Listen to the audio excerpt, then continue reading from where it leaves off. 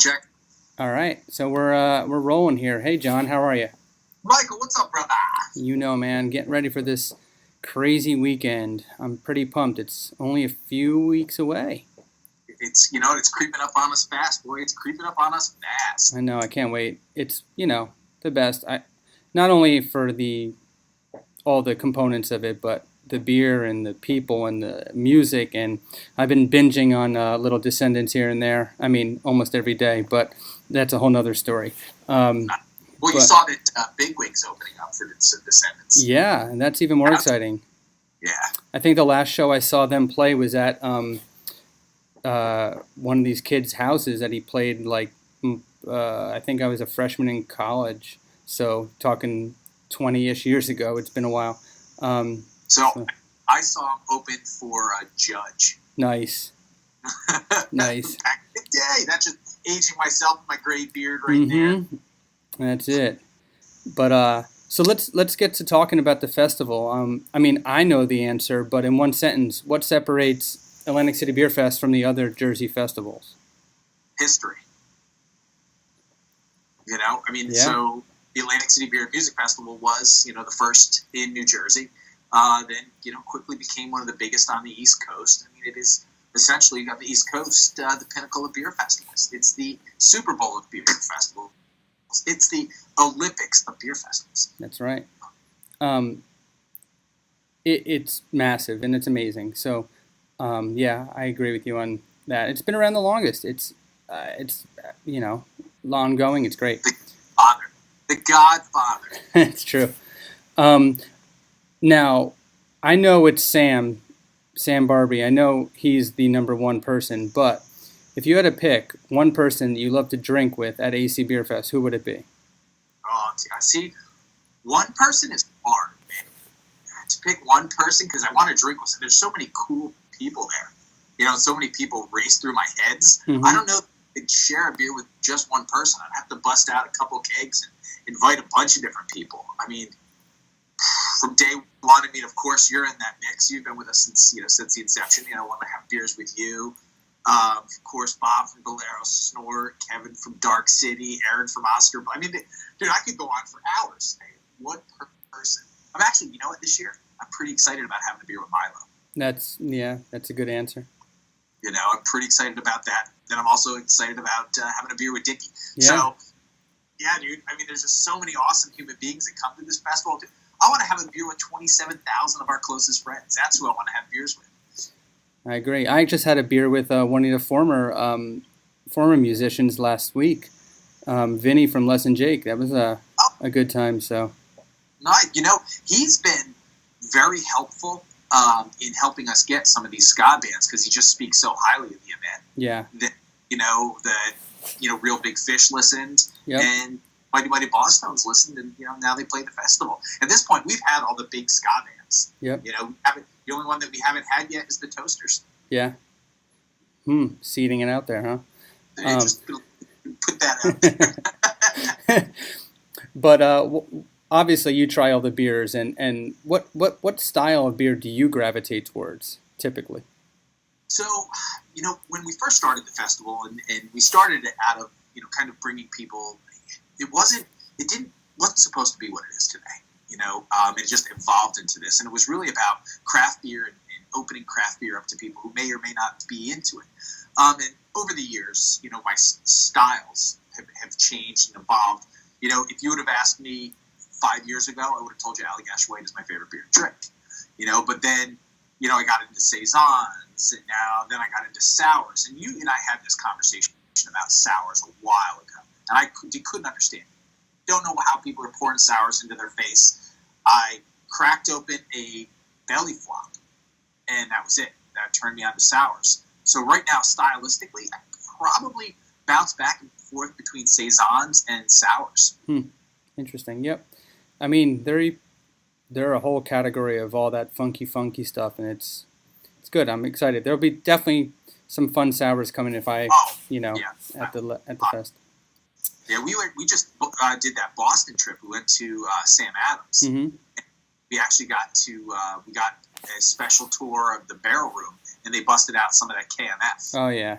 Yeah, Courtney's head exploded from Kate May. She was like, "Come boom!" Yeah. Yeah, and then she bogarted the pitcher for the rest of the day. But yeah, I mean, stylistically, there's just so much cool stuff coming out. Yeah. I think if I'm going to lean towards something this year, it's probably more of the sours. Awesome. And so, for a newbie, for a first timer going to the fest, what do you want to tell them that they don't know? It's not an endurance challenge. It's so use it as an opportunity for discovery, right? We've got 168 breweries registered for this year's fest. Wow.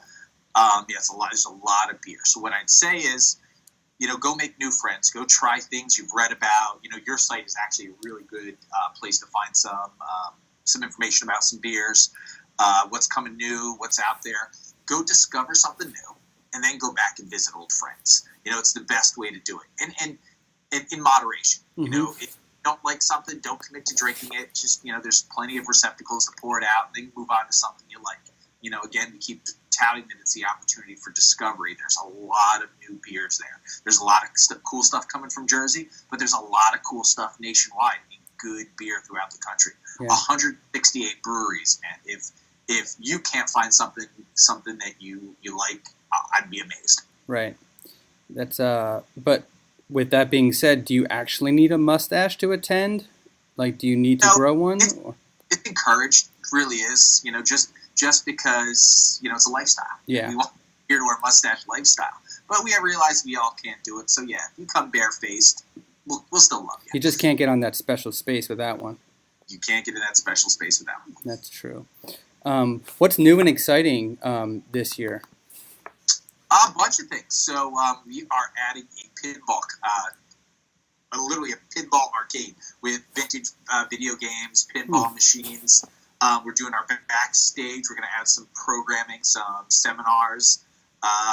The passport that we're doing, that's going to be a new component, so people will be able to snatch up that passport and visit a bunch of breweries and get, if they do it right, they'll be able to get their 2019 Beer Festival ticket for free.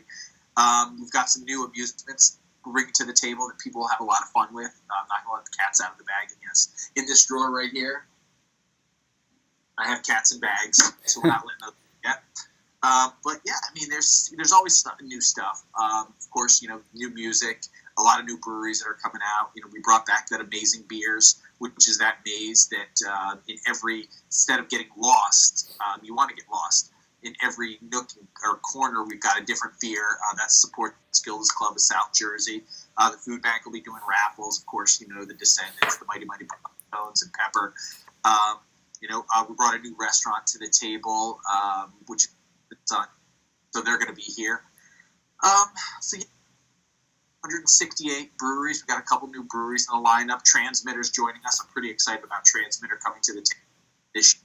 And you guys know, our friend of Man, they're working with them to do the whole seed thing. Now the seed won't be there, but Transmitter will. But yeah, man, lots of all the New Jersey breweries. We've got about 62 New Jersey breweries that are going to be a part of the festival. We're doing our Wing Wars, which is our hot wing eating contest. Just encouraging people to come out and voting for People's Choice. Via the app, they'll be able to vote for their favorite brewery. So yeah, just lots to come out and do.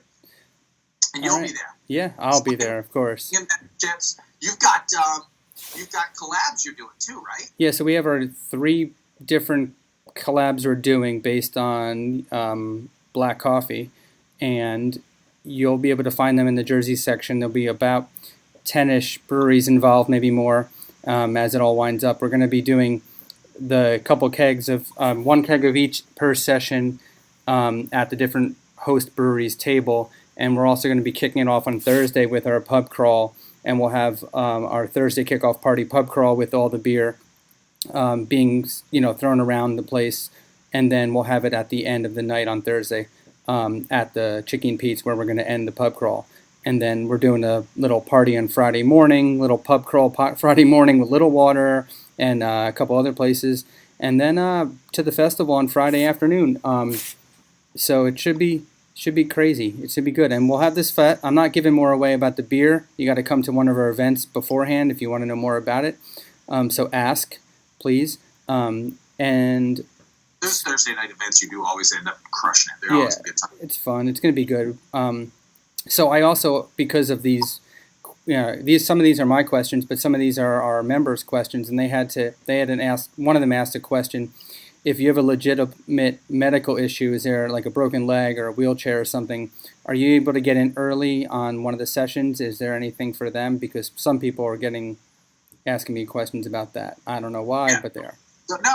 So, no, breaking your leg won't get you in early. I'll have a line full of people breaking their legs just to get in early.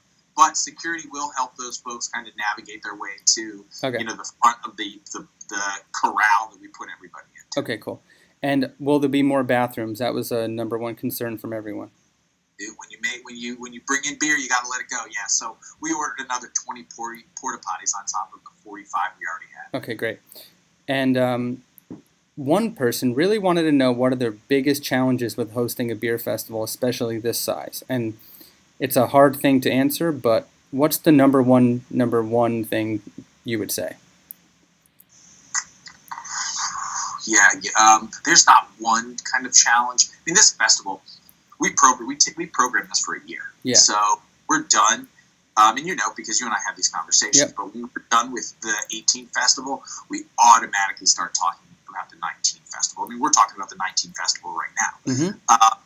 So, I mean, it's really coordinating, getting all these breweries on board, making sure that everybody understands kind of what's asked of them, how much beer they need. I mean, I think that's where a lot of the challenge is. I mean, at 13 years, parts of it are a well-oiled machine, our relationship with the convention center. Sure. Challenge has always become hotel rooms. The festival sells the entire city out. Yeah. So that being a challenge, folks who are kind of late to the table, buying tickets or getting their booth space, they have a challenge kind of finding places to sleep, so they end up sleeping on people's floors. You know what that's like. Mm-hmm. But yeah, I mean, it's 13 years now. I think the big challenge. I don't really know. I don't know really how to answer it because there's kind of some things work themselves out, some things don't. I'd like to think at this point, 13 years later, we're a well-oiled machine. Yeah, I mean, it is a task, but I agree. It's hard. And then it's funny because literally Saturday night, you and I will have a conversation about what are we going to do for 364 days from now.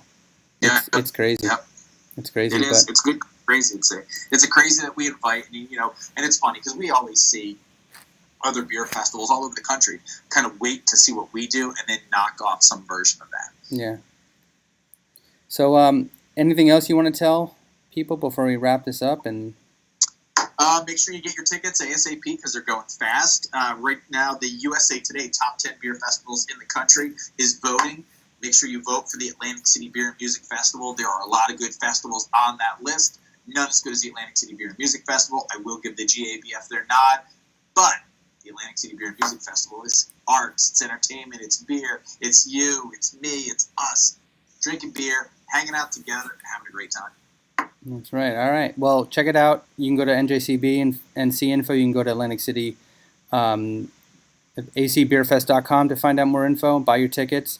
And maybe after this video publishes, we can get another 3-day promo code to get these members off my back. So look at how you sneak that in there. I did. Look how you sneak that in there. I got to do what I got to do, We'll see what happens, though. You late bloomers, you got to get on the ball. I know, they do. Craft Beer has tickets before anybody else. It's cheaper in the beginning. Do not procrastinate. But you can also come to check out some of these in-person events that you're doing, like down in at one of the bowling alleys and Vagabond. You're doing a bunch of things. So. Yep, we're doing the. If you come to Pinsetters, Vagabond, or Ox on one of the dates, it's on our Facebook page, and buy your ticket. We eat the taxes. That means we pay the man for you, and there's no crazy Ticketmaster fees. You get your tickets for $60 flat. Your first SAM 76 is on us. All right. Well, good talking to you, John. And we'll see you in a few weeks. My man. Cheers, bro. Later.